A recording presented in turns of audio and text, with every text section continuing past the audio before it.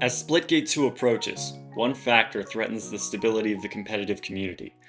While esports isn't 1047 Games' immediate focus for Splitgate 2, it's undeniable that showcasing the skill ceiling of your game attracts new players hoping to be able to momentarily replicate a fraction of a pro player's brilliance. However, the uncertainty of a new title brings the potential to agitate an existing grievance. That grievance is the aim assist issue. What's up, Warp Ring? It's Sonic. If you've been living under a rock, aim assist refers to a variety of techniques used to make aiming easier on controller. Depending upon the game, it may be present only on console or on PC for controller as well. In Splitgate, it's the latter. So why do controllers get special treatment? Well, it's because for shooter games, controllers are complete dog. The thing is, if analog sticks were actually good for precision control, we would find them on things like cars, bicycles, and lawnmowers.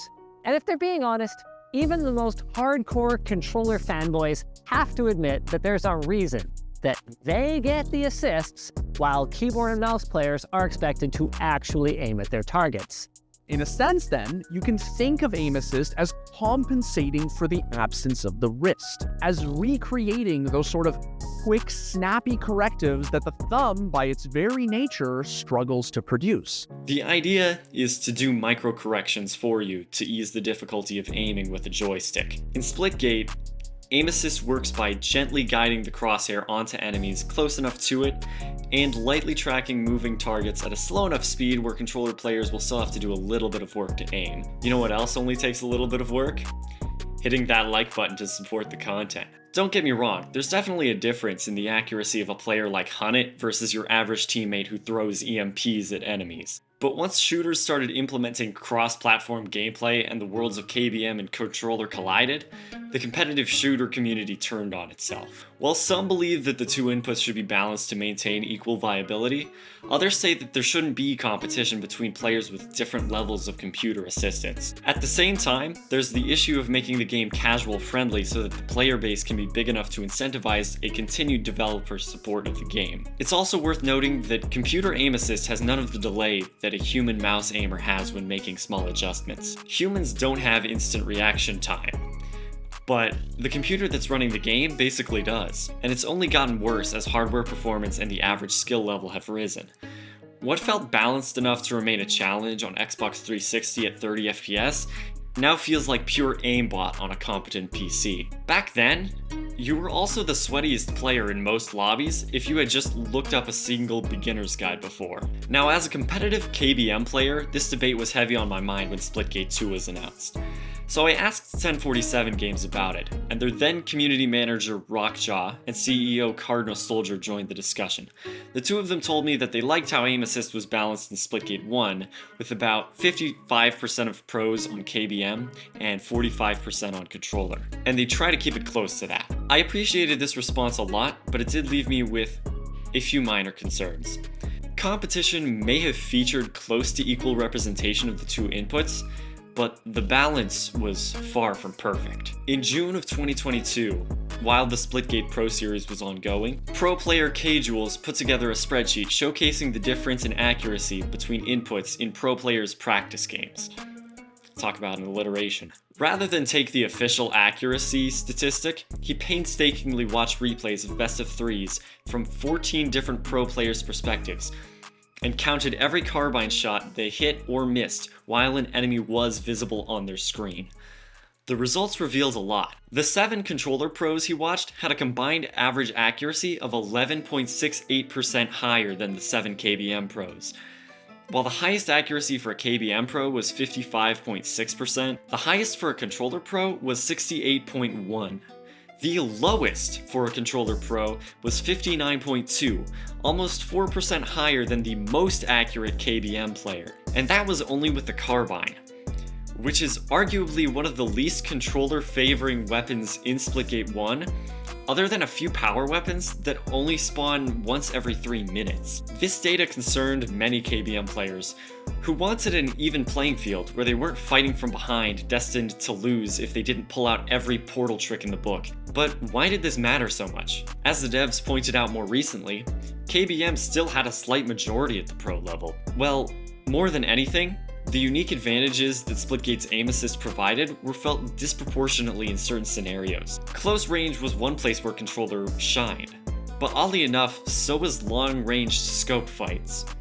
Especially with the sniper. Due to the incredibly strong zoom level of the Splitgate 1 sniper's scope, aim-assisted sniping was unstoppable in the hands of a pro. It made sniping feel like a close-range fight to controller players, even when shooting from far away. Even if hitting every single headshot with a sniper was rare, good controller players could easily make their opponents mistake them for an aimbot for just a moment. But what about the disadvantages of controller?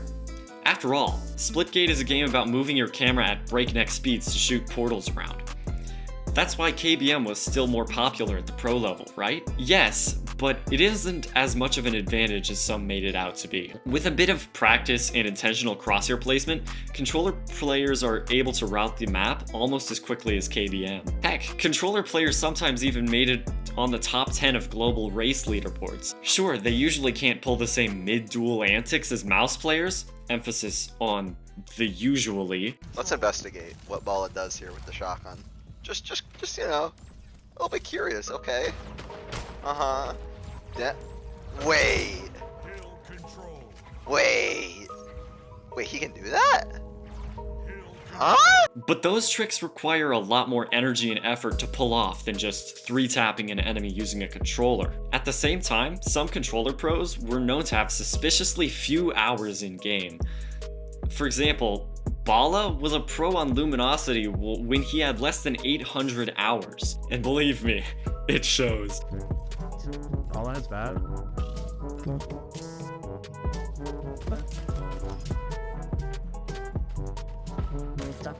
Where is he?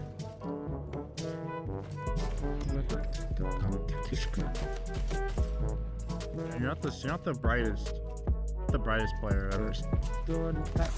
I got one more ballroom if they're just pressing. Cheers, bro. Hey, bro.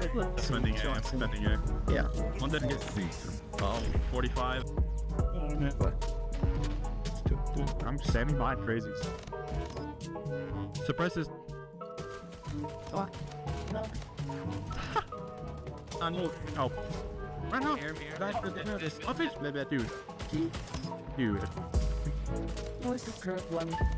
Toby stood there constantly. Yeah. Well, that's fucking floating, dude.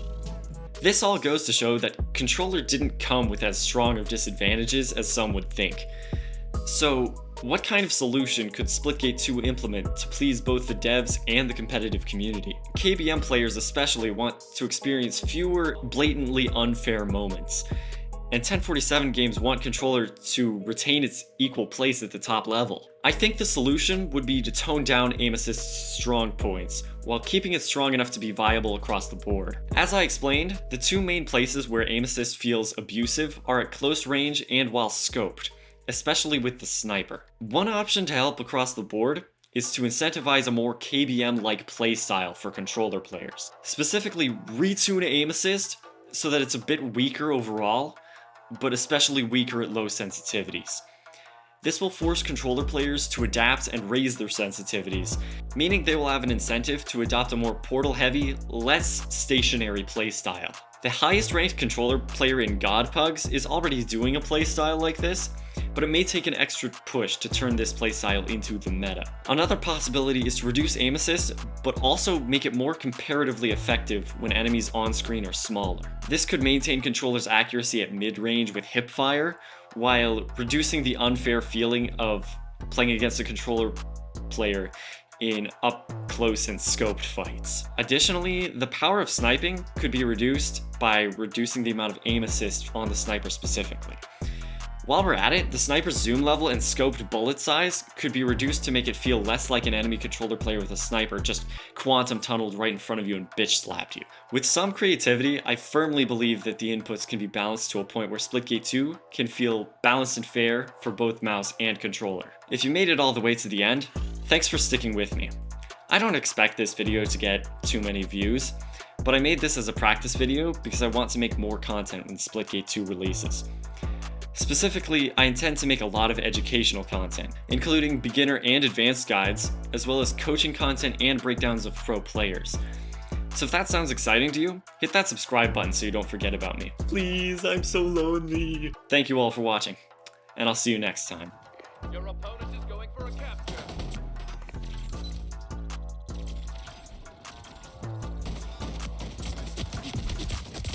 Okay. Oh, yo, that was insane.